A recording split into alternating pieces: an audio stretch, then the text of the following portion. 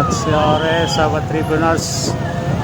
Kembali Sarul Dayat melaporkan. Kali ini saya berada di jembatan musim 4 yang sekarang kondisinya arus lalu lintas macet total dari Pangkal hingga nyebrang. Kemacetan di sini.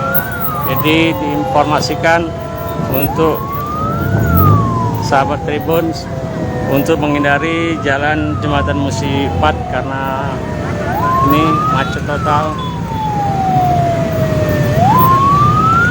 Sementara petugas tidak ada satupun. Ini kemacetan sampai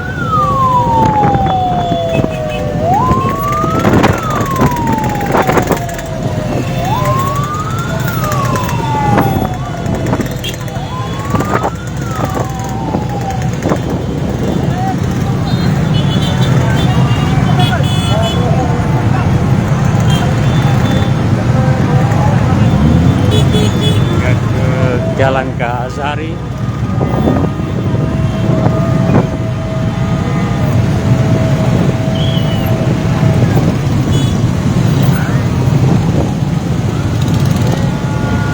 Jalur kanan terpakai kendaraan yang dari arah Kuto yang menyeberang ke kawasan. Tidak tahu nih karena tiba-tiba menumpuk kendaraan di simpang Pangkal jembatan musim 4. Jangan lupa subscribe, share, komen, dan like ya.